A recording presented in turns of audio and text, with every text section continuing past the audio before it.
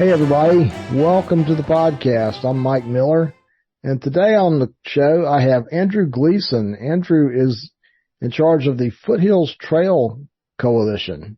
Is that the correct name? It's the Foothills Trail Conservancy. Foothills Trail Conservancy. And for those of you who are not familiar, the Foothills Trail is a 75-mile hiking trail in the mountains of South Carolina and a little bit in North Carolina, I believe, which runs from Table Rock State Park, north of Greenville, all the way to Oconee State Park in the western corner of the state. And I have hiked just a little bit of it, but I think it's a great recreational opportunity for people that live in the upstate and for people from all over. And I've really just kind of discovered it, even though I'm kind of old and I've been around this area a long time.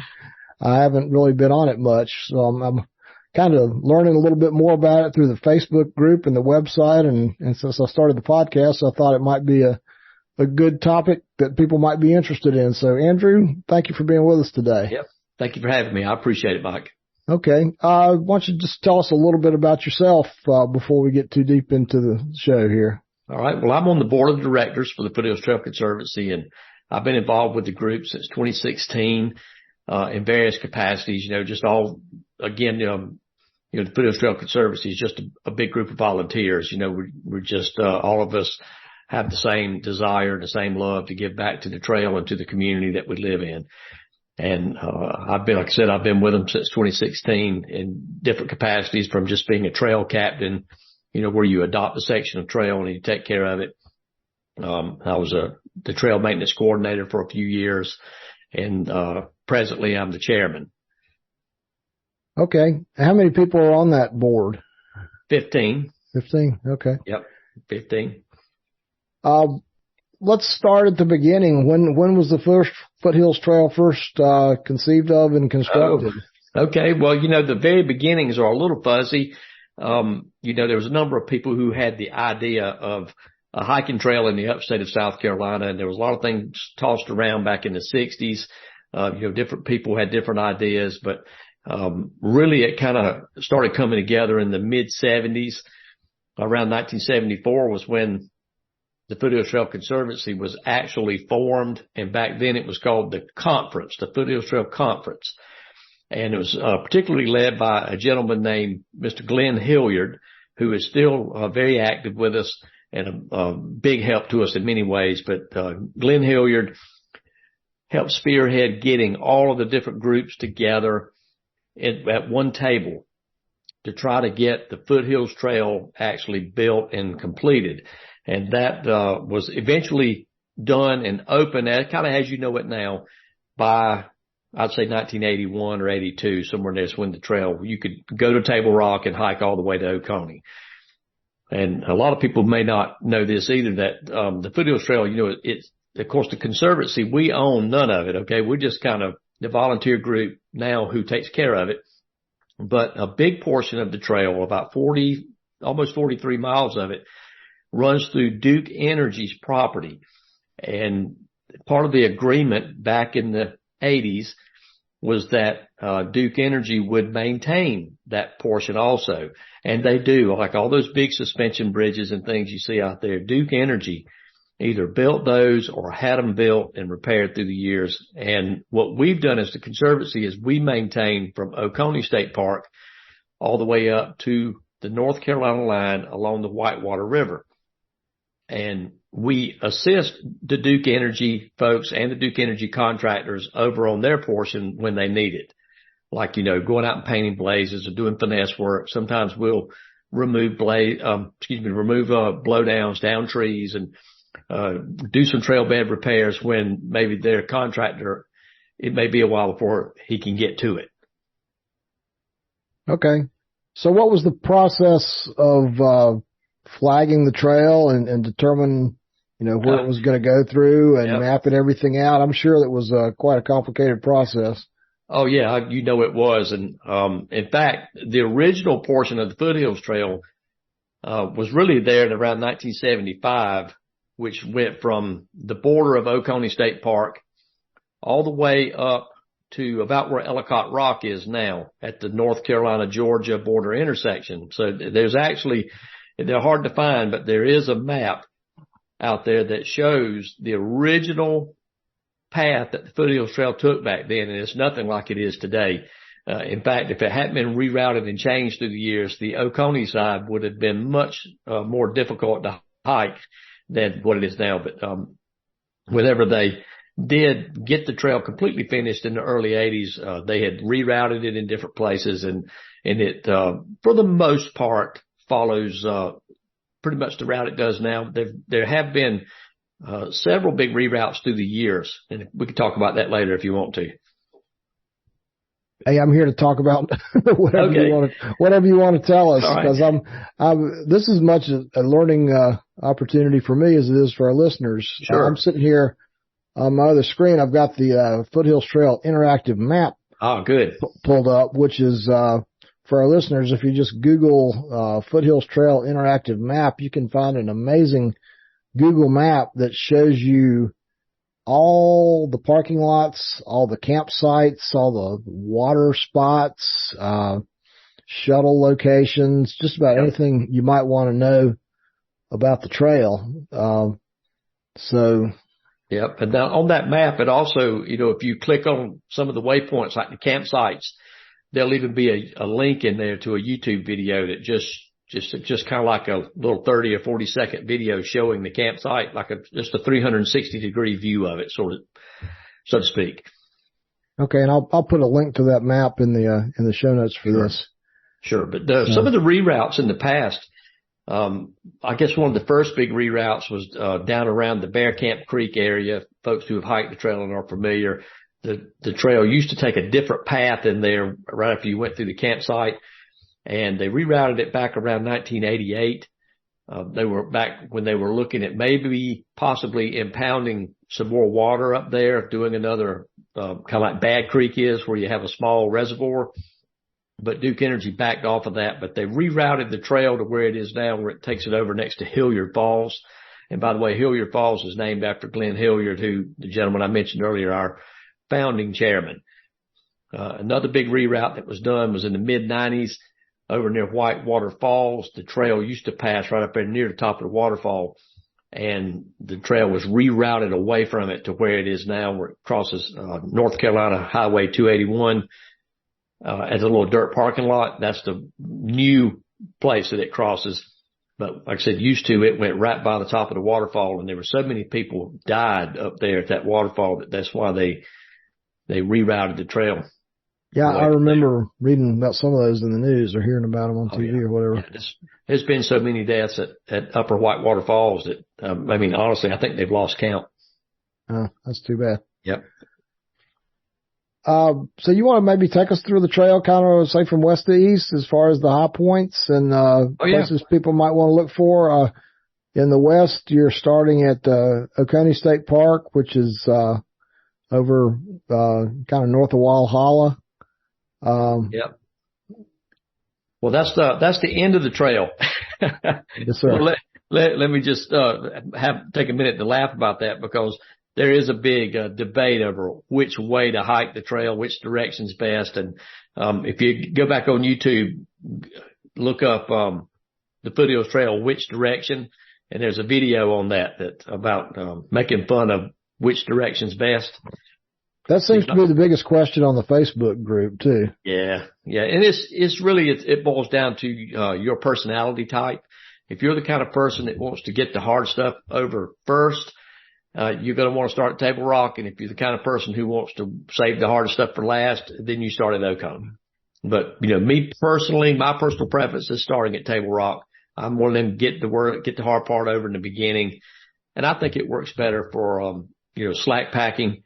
When I do it, I'll start at Table Rock, and I'll leave the backpack with all the camping stuff and all that. I'll leave it hid up near Sassafras, and I'll hike that first, 10 miles with just a very light bag with my lunch and a water filter in it. And that's it. And then I'll pick up my backpack when I get to Sassafras Mountain and go set up camp after that. Was it about 10 miles from the start to the top of Sassafras? Yeah. Yeah, it's about 9.7. That's 10 miles where I'm from. Okay. Yeah. I hiked South Crest from the other direction a few weeks ago. Just like a 3 mile up and 3 mile back. And I was still tired. Oh yeah.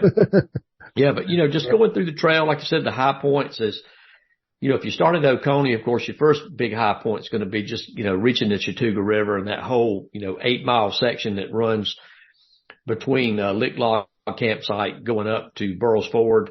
You just along the Chattooga River there in so many places, and it's just breathtakingly beautiful. It's straight off the cover of Field and Stream magazine. And it's just so splendid. And then you leave there and you start working your way up on Medlin Mountain, and you get up on your first big ridge line, so to speak, and just a whole different ecosystem up there with the higher and drier part of the trail. And it's just it just follows along. And then when you get to by the way, when you're at Burroughs Ford, make sure you take time to go to King Creek Falls. As you pass through there, that is just one of the prettiest waterfalls, I think, in the upstate. You can walk right to the bottom of the waterfall and be in ankle deep water, and it's just an amazing view. Okay, I'm pulling that up on the map here and taking a look. Yep, King Creek Falls. It's probably my personal favorite. Okay. Yep. And then after that, you work your way across Fish Hatchery Road. You get up to go through the section going to Sloan Bridge, and that's a beautiful section through there. There's a couple of good campsites, and there's Hiker's Peril Waterfall. That's I don't know, maybe 0.7 of a mile or 0.8 of a mile from Sloan Bridge. If you're not familiar with that, you can bring that up. It's got an interesting story, Hiker's Peril, and the reason it got that name was years ago there was no bridge where you walk across now on the Eagle Scout project. I don't know, 15, 20 years ago they put a bridge there. But before then the trail went up and you went across on a ledge that was in the waterfall. Yeah, and so that was, bad enough. And imagine doing it in the wintertime when everything's frozen over and it's a sheet of ice up there. So that's how it got the name Hiker's Peril. Yep, which is fascinating. So then after that, you get to Whitewater Falls, which is just beautiful. Please view it from the platform. You don't want to go hiking over there anywhere near it. Just view it from the platform. Then you head down, you cross Whitewater River and follow it downstream. And then you head out into what's called the Big Middle. So once you leave the Bag Creek Access Spur Trail there and you start heading out across the Big Middle, that's it. You're committed because there's no more access points for a long way. So how far is it from the start to Whitewater? From the start to Whitewater's 28, just a little over 28 miles. So once you get to the Bag Creek Access Spur Trail there on the Whitewater River and you're going to head on towards Table Rock, you got 30 miles or so before you're going to cross another paved road.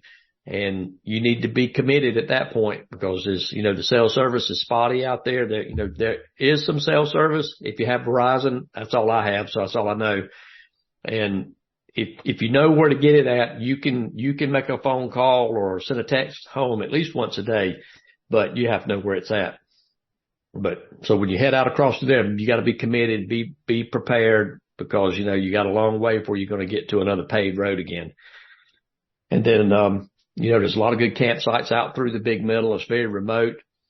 And, of course, you're going to pass Hilliard Falls. Make sure you stop and look at it. It's just a little, 1.5, 0.2 of a mile spur trail that takes you over to Hilliard Falls. Very beautiful waterfall. I've camped there in the summer before and swam underneath at the bottom of it just to cool off. It's a really beautiful place out there.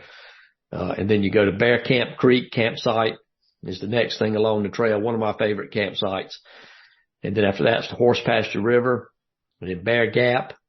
After Bear Gap, you go through Cobb Creek. Cobb Creek is just, it's like going back in time. That place has got the, Oconee bells are all over the ground growing there in huge sections of it. And it's kind of like you expect to see, Smurfs to come out or fairies to fly by when you're in that place. So, but we try to really protect it. We don't promote camping in that area. Just hike through it and enjoy it. And then, of course, then you work your way on to Toxaway River and the Big Suspension Bridge. After that, Toxaway campsites and then Heartbreak Ridge, which is everybody's favorite. You get to climb up Heartbreak Ridge and down the other side to Rock Creek.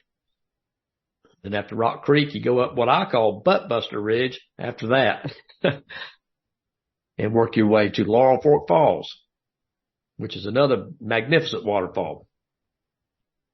And then up the Laurel Fork Creek, you work your way up it, up to Virginia Hawkins Falls. Now, Mike, do you know who Virginia Hawkins was or is? I can't say that I do. Okay, most people don't. You know, they hike through there and they see Virginia Hawkins Falls and they don't know, you know, who that is. Well, Virginia Hawkins was one of our earlier, you know, executive secretaries, a lady who volunteered enormous amounts of time to the Conservancy through the years. And if it wasn't for her efforts, we probably wouldn't even be here today. So that's why that waterfall was dedicated to her.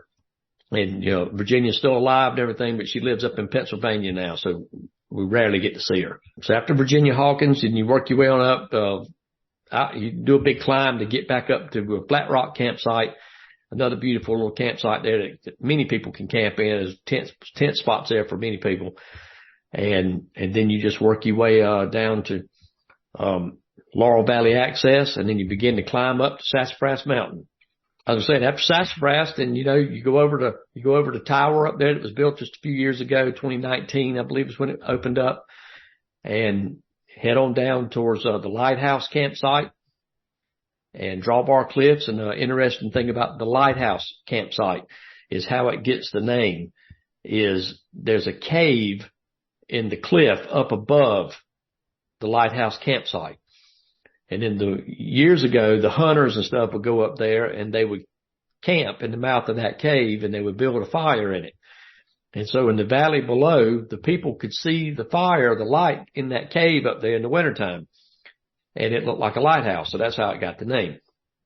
So how many times have you done a thru hike, Andrew? Oh, I thru hiked it 4 or 5 times. Okay. But, you know, there's sections of it that I've hiked, Lord, who knows, maybe 100 times. Wow. And you said you're in Easley, right? Yes. So, what's your favorite section to get out for a good day hike? Oh, a day hike. You know, that's hard to say. Probably anything along the Chattooga River is great, but I also love, you know, getting out there, just going to Table Rock State Park and, you know, shooting on up the trail, going up Pinnacle and coming off down the ridge trail on the back. Or just going to Bald Knob and turn around and coming back. That's a great hike. Yeah, it seems like every time I've tried to go to Table Rock State Park lately, I've been too late to get a parking space. They get really crowded on Saturdays, I know. Yeah. So 75 miles, how long do most people take to finish that? I know if you're really fast, you could maybe do it in 3 days, and average guy will probably take 5 or 6, I would think. Yeah. It takes me 7 days to do it. You know, I'm a 10, 11 mile a day guy. And usually after 11 miles, my feet are hurting and it's time to make camp. So when I go do it, I take 7 days. Okay. 7 days and 6 nights. And if you know what you're doing, you can stash food in places. And so you don't have to carry all your food and things. And so when me and my wife did it the last time, we had 5 different food stashes and we had cold drinks hid in places and firewood stashed in places. And we really just smoothed it out, you know. But that sounds like the way to go. Yeah. But we live close enough and we know all the back ways and the shortcuts to get in there and stash your stuff. And, I just, from reading, all the various posts on the Facebook group, there's a gentleman named Taz. Yes. That is like the grand guru of shuttles. That's right. Yep. All the shuttle drivers like Taz, those guys are volunteers also. And, you know, they don't normally ask for any money, but, you know, you should give them a donation because, you know, you're out there. It's their vehicle and it's their time and it's their gas. Mm-hmm. And just imagine what 2-3 hours of your time is worth. And, you know, it ain't a short drive to go from Table Rock to Oconee and back, which is what he has to do. So. And it's actually not that short. It's probably, but on Highway 11 was about an hour and a half from one end to the other. It's a pretty good little ride, you know. Okay. And I think his phone number is listed on the website. Yes. Yeah, but his number is on there along with all the other volunteer shuttle drivers are on the website. Where does he live? He lives about halfway in between the two parks, right off, Okay. not too far off Highway 11. Like if you were going to go to Devil's Fork, he lives back over there. Okay. All right. So let's see. I know another topic I keep reading about on the Facebook group is bears. Do you run into bears much? I know people are always asking, what should I do with my food? Do I need to hang it? Do I need to carry a bear bag or whatever? Well, the big thing with bears is just hang your food up at night. Just get it up off the ground. The campsites that we have in the Duke Energy section, like from Whitewater River to Whitewater campsite, going all the way to the Lighthouse campsite, all but one have bear cables that we've installed. Toxaway does not. Okay. The Toxaway campsites do not, because there's like 9 different campsites in there, and trying to get enough bear cables in there was just, and getting permission from Oconee State Park wasn't necessarily going to be easy. So we didn't do it. And on the portion of the trail that's over from Whitewater back to Oconee State Park, the designated campsites there do not have any bear cables because they're on U.S. Forest Service property. And again, they won't give us permission. Yeah. So back to the bears. You want to make sure you hang your food up, use the bear cables at the campsites that have them, and the ones that don't, you need to take a provision to get your line up over a limb or whatever and get your food up off the ground, 10, 15 feet up, whatever. There's a different argument on that too. Some people think it's got to be real high in the air, but the bears in our park aren't huge. They stand about as tall as me, and I'm 5'8". And so, if I can't reach up and touch it, they can't either probably. And so I get it on up off the ground at least that high. And I've never had a bear problem ever. And I've seen 2 in probably 1,000 miles of hiking on the Foothills Trail. Okay. Yeah, I've mountain biked in Pisgah and DuPont and whatever for 30 years. I think I've seen maybe 2 bears in that whole time myself. Yeah, they're out there. Don't get me wrong. The bears are out there, but they're not vicious and they're not trying to eat you. They're just, they're like Yogi. They're hungry and they're looking for an easy meal. And if you leave your food laying around on the ground and they get a whiff of it, they're coming for it. Tell us a little bit more about the organization that keeps the trail running and the volunteer efforts and what people can do to help out with that. Oh, yeah. Now, if anybody wants to volunteer, the easiest thing is, you go on our website and you can see there's a page about volunteering, and there's an email address in there, maintenance@foothillstrail.org. Maintenance@foothillstrail.org. You send an email there saying you're interested, and our trail maintenance coordinator, Bruce Eaglesizer, will add your name to our email list. And what he does is he makes a schedule, and we have about 6 scheduled things a year that we know we're going to do. And you'll get emailed information ahead of time on where and when and what we're going to be doing. And that's the easiest way to volunteer for us maintenance. Now the group, everybody involved in the group is a volunteer, including your board members and the trail captains, the people who have set up our fall gatherings and spring picnics. All that's done by our group, our volunteers. And it's just a great group of people. I've never met a better group of people to be involved with. They're just all just good-hearted, giving, average people like you and I. I think you must be a little bit above average to keep this thing going.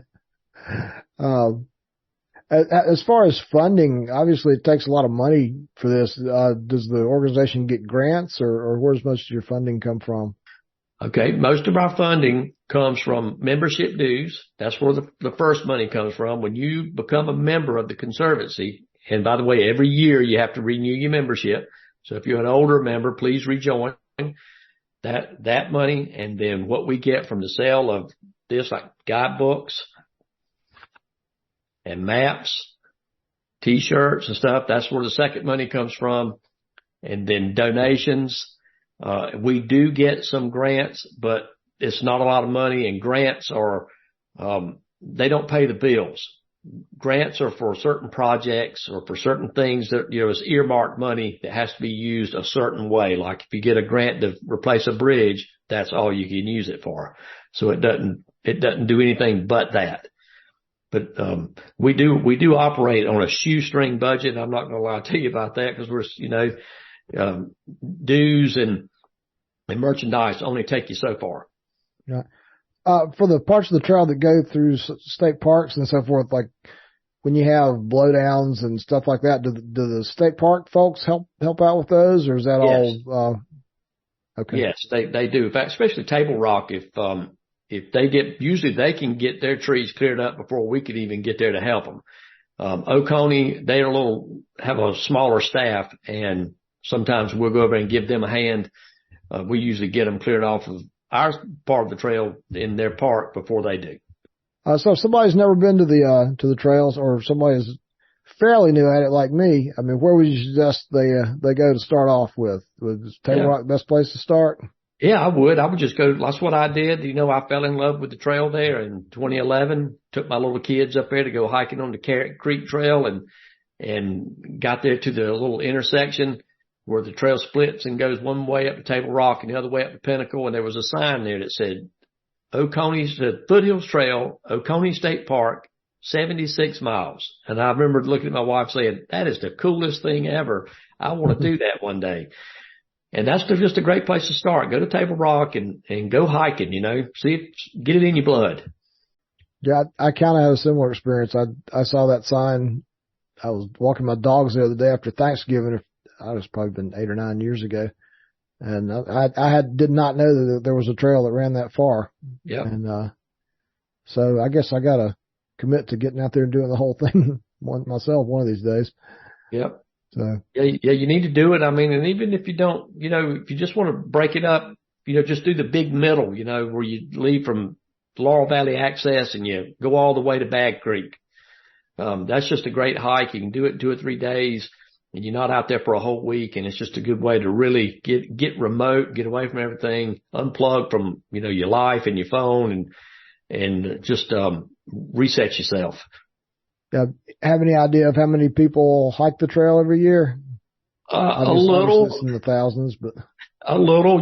We do have some trail counters out there now where we're trying to, capture this information. And I can tell you that last spring, in a 6-week period, we counted over 2,500 people hiking through the big middle, from a trail counter we had out there. And so that trail's a lot busier than people realize, but it fools you because you go out there and you go hiking, you don't necessarily see that many people because, unless they're hiking right beside you, you don't see them. Is there anything else, you'd like for people to know, Andrew? Yeah, definitely. If you're going to get started, if you do want to find out more about the trail and you want to get out there and hike, please get the guidebook. This has got tons of information in it, and it's up to date. We just redid this guidebook last year. This is the golden anniversary edition. It's only been out about 5-6 months now. And like I said, it's got the most up-to-date information in it and just a wealth of info that's been built on other previous guidebooks as well. And you'll really enjoy having this. It's got great maps in it. It's got the mileage chart in the back for the campsites. It's got color maps in it. It's got cumulative mileage inside it. We're used to the older guidebooks. They didn't have it only had the section mileage for each section. And so you had to get out there and add it up to know how far you'd hike. Well, now we have the cumulative mileage also going in both directions. So whichever way you hike, there's tons of great info in here. You want that if you're going to attempt to hike it or you're just interested in hiking sections. And this is our big color map that we have. This completely matches the guidebook as well. And the great thing about this is you ain't got to worry about keeping your phone charged or whatever to look at your map. You just got this in your hand, and you can make notes on it with a Sharpie or whatever before you leave. Highly recommend that to you. Yeah. If you want to hike the trail. Go get the guidebook and the map. It's worth it. Are those available like at hiking stores, REI, places like that, or just through the website? There's a few stores who have them. REI does have a few of them, but I prefer you go to the website. Because, if you go get it from REI, they keep most of the money and we only get a few bucks. But if you buy it from the website, then more of the proceeds end up in the conservancy and going out to the trail. Because I can promise you that the money that we raise with guidebooks and maps, you can see it out there in the new bridges, and the campsite improvements and all the trail bed work that's been done, the tools. That's where all that money goes. We don't pay salaries with it. Okay. Yeah. It's pretty amazing how they get those bridges so far out in the middle of nowhere. Takes a lot of work, I'm sure. Okay. Well, Andrew, thanks so much for taking time to speak with me tonight. Really enjoyed the conversation, and I think I'll have to get on the website and join up myself and Please buy do. that guidebook. Please do. And, all right. I hope you have a Merry Christmas. You too, Mike. Okay. All right. Thank you for having me. Yes, sir. Bye-bye.